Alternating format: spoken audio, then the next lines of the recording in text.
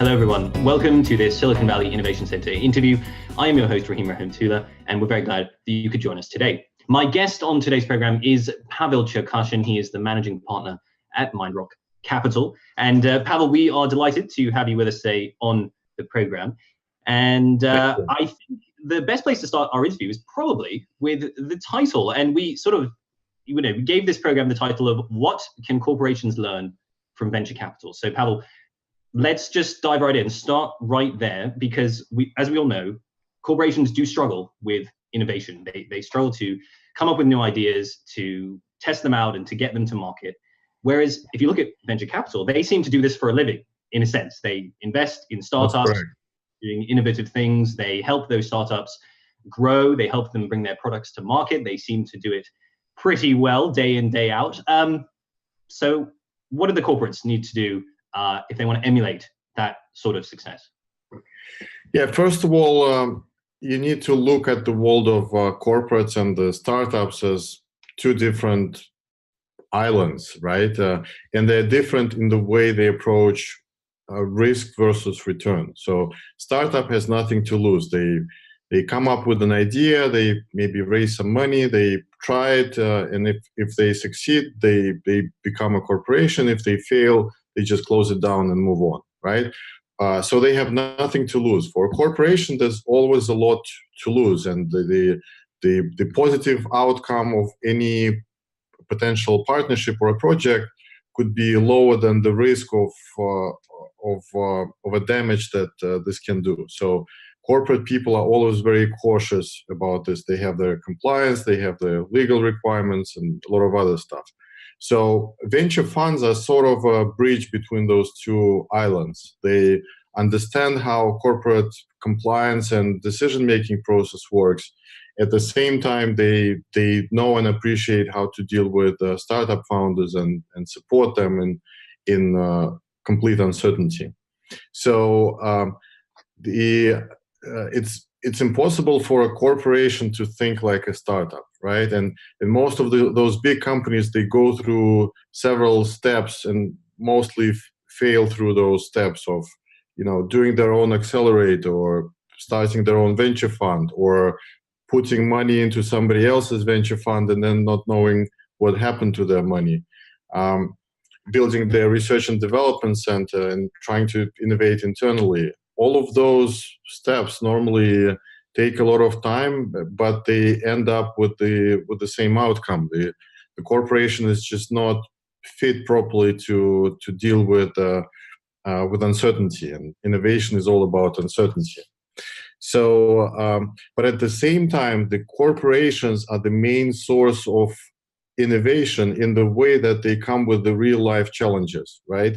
When you look at the startup community, you have a couple million people out there, very brilliant people willing to do something, but they just have no ideas to implement. And it's up to the corporations to decide what they really need, what they want, what they're ready to pay for.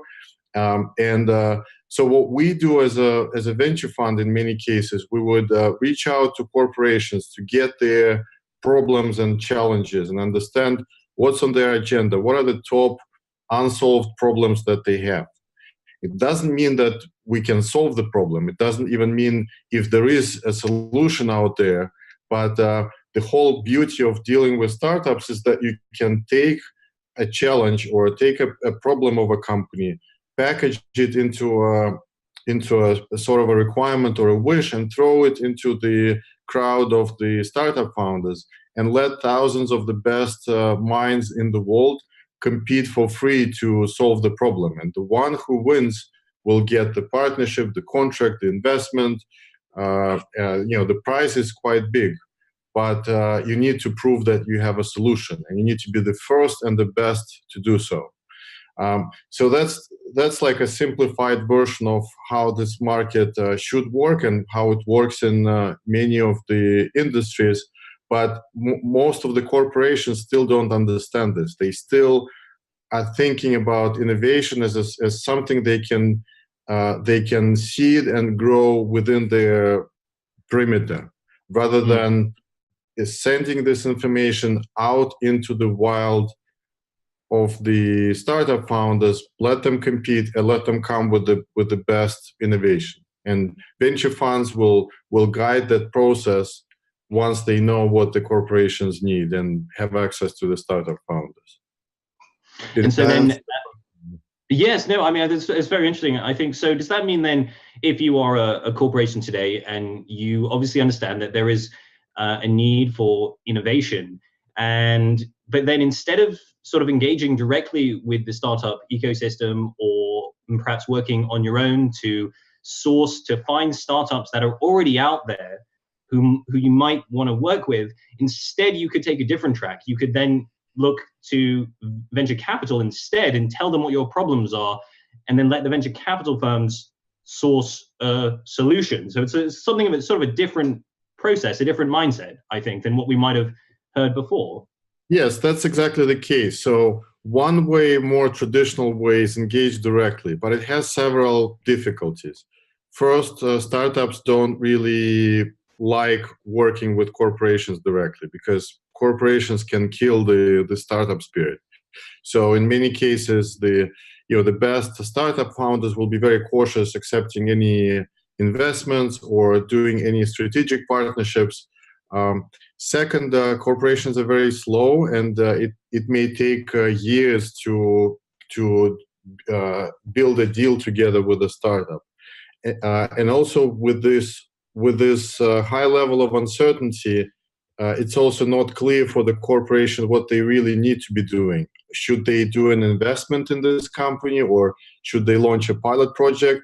Or if they sign a deal and the company increases in value 10 times, then it's probably going to be too late to do the investment. So you need to build a structure that will take the risks away from the corporation, at least during the initial phases, but at the same time, keep the door open for them to do the investment or the acquisition of a company or a strategic partnership, right? And that's where it works very well through venture funds. The only problem, I mean, in many of the corporations worked and keep working with the venture funds, but the normal approach or more traditional approach would be for the venture funds to ask corporations to put money into them as limited partners or as investors into venture funds, which is very nice and great source of capital for managers like ourselves, but it doesn't solve the problem of improving innovative work for the corporation, because in most cases, or in all cases, the corporation, the source of capital, will have very limited or no control over what is happening with the funds. In many cases, they don't even have information rights about their own capital. So they don't learn anything by putting money into this. And to learn something, it needs to be a little more sophisticated model when the corporation is coming as a potential investor or a client or a hiring partner. There could be different options, right?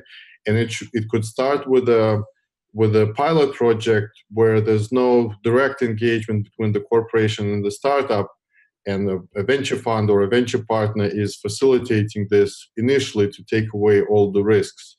But at the same time, some financial instruments, options, or something else can be put in place to secure potential future investments or acquisition from the corporate partner. Sure. But I mean, corporations then sort of need to come to the table and demand more than simply an investment opportunity, right? They just want to put some money in, but they don't just want to put money in and have a return. They actually want to get something more out of that investment, right? They want they want innovative products at the end of the day. They want technology, but how does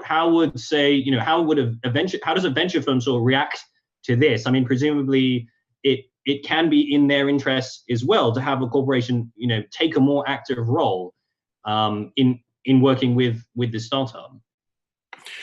Yeah, it used to be uncommon for venture funds to allow corporation to engage in the operational process, and in most cases, when you say venture fund, you immediately think of a pool of money where investors put money into the fund, and then the manager is operating the fund and making the investments and the distributions.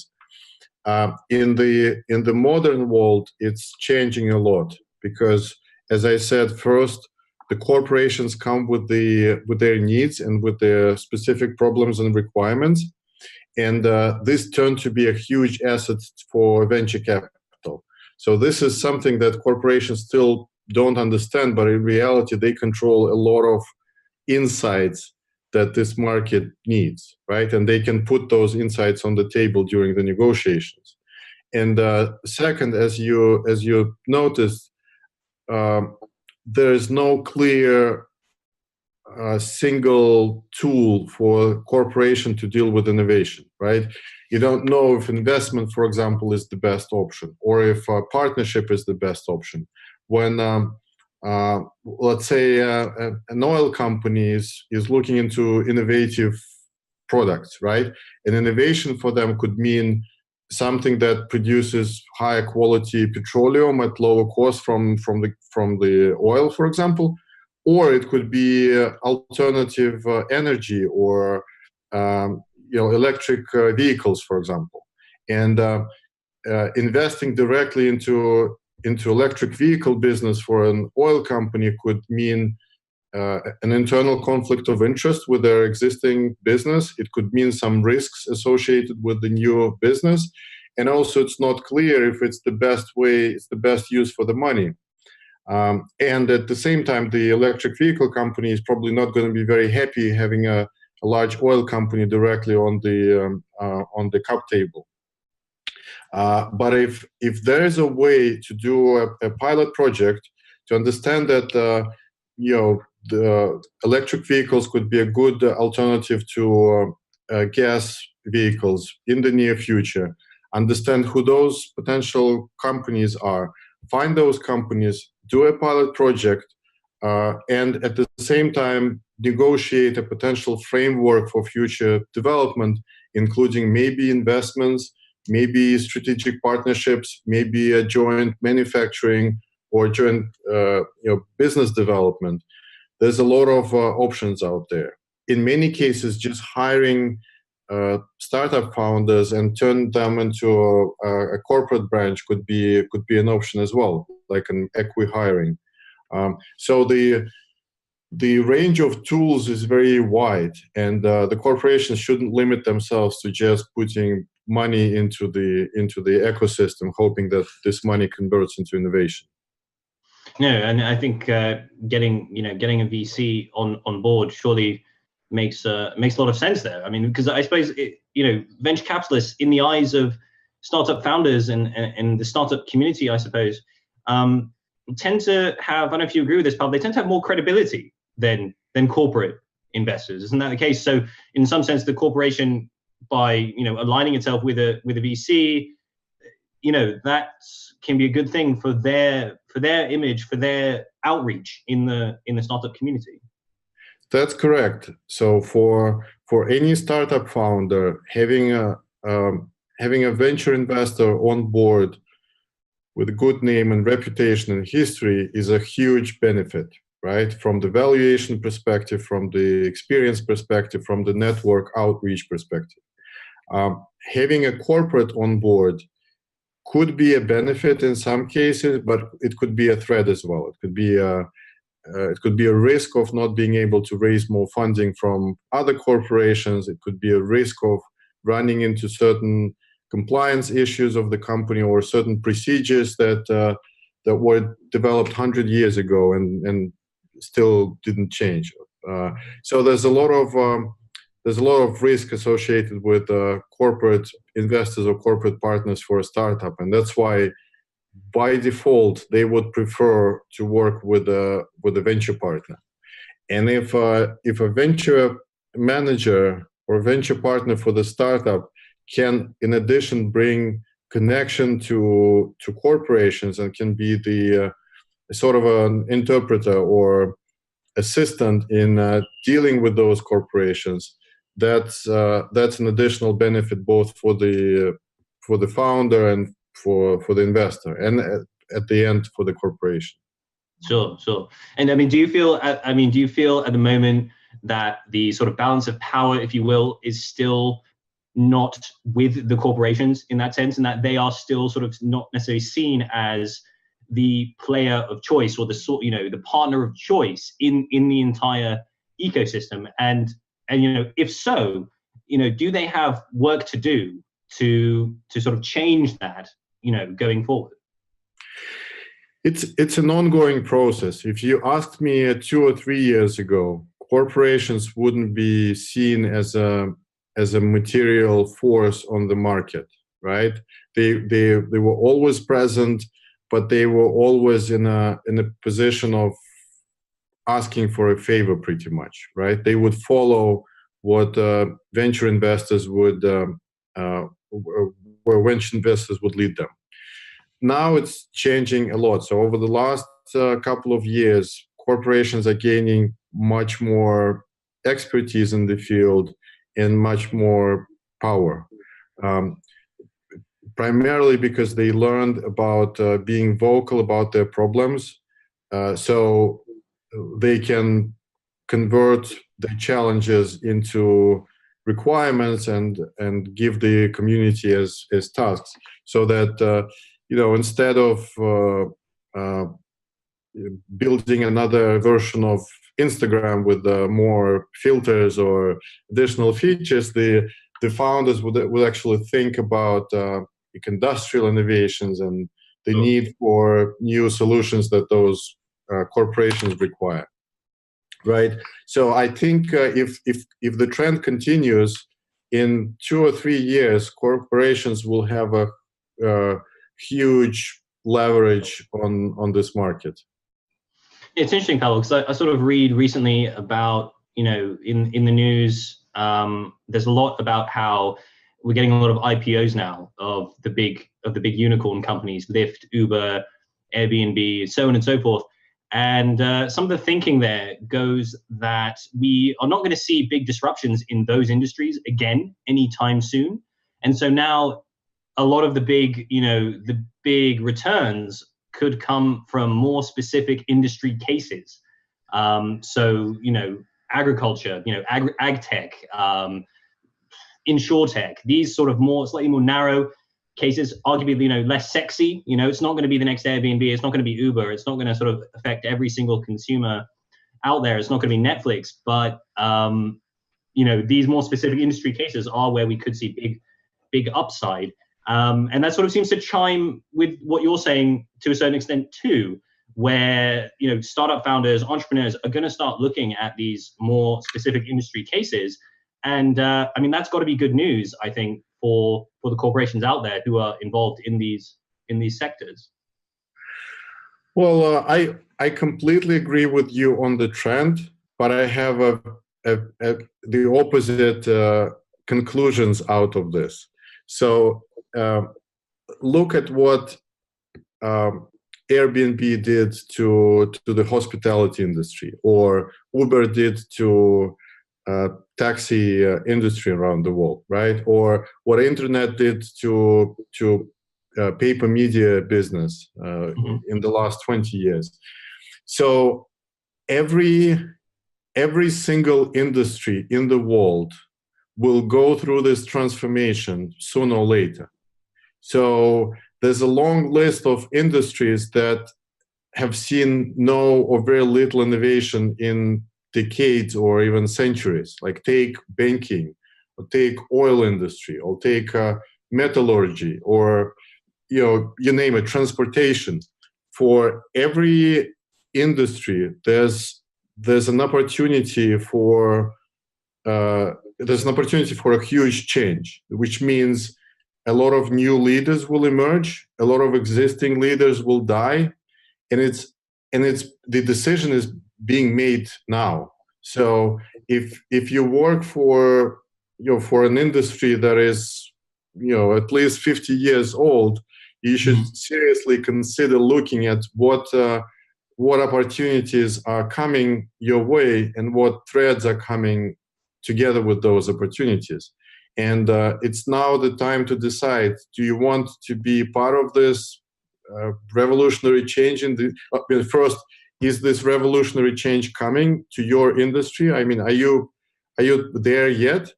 The second, do you want to be part of this revolution, or do you want to wait for somebody else to take it? So for us as venture investors, we don't really care. We can either work with existing leaders, or we can build new leaders for any particular industry. But for existing players in those industries, they need to be aware that some other guys are getting billions of dollars from venture pockets to disrupt the industry and change it forever in the next decade, right? So it would be a crime for them not to at least be aware of what's going on. And I mean, when you put it like that, Pavel, it does sound quite dangerous for the corporations, I suppose. And as a VC, as you say that, for you, it sort of cuts both ways. You guys, as you say, you are the bridge. You're in the middle there. You can reach backwards, you can reach forwards, and you can work with all the different partners. In a sense, it sounds like the message in that sense for corporations is that they need to get on board now. They need to start making these partnerships with VCs, because if they don't, I mean, it's sort of a dangerous situation to be in, because the VCs ultimately will go forward anyway without them with the startups. That's absolutely right. So the good news for them is that the opportunity is there, right? They have the money, they have the knowledge, they have the expertise, the connections, the market control. So they still, in most cases, corporations still have a lot of power to make the change for themselves, first of all, and for the industry. But the opportunity is not going to be there for long, and the history of companies like Uber had shown that it takes less than a decade to change the market landscape forever with just sufficient resources and funding, which all of those companies are going to get if they prove the innovation is there. So I agree with you that now is the time for the corporate managers to make their move. It is, and because at the end of the day, isn't it the case, Pavel? The capital, the money is sort of agnostic. The money doesn't know if you're an old established corporation or a great new startup. It doesn't have any sentimentality. And at the end of the day, it's almost in most cases going to choose the growing Uber, the startup, to follow, isn't it?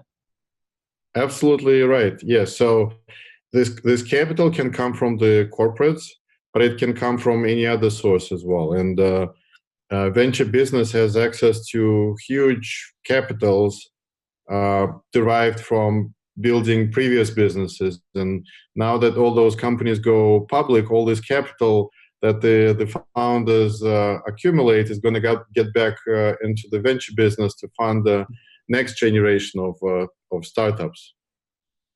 Fantastic. Well, Pavel, it's obviously very finely poised. It's extremely interesting time, I think, to be involved there in the startup ecosystem, in the venture capital world.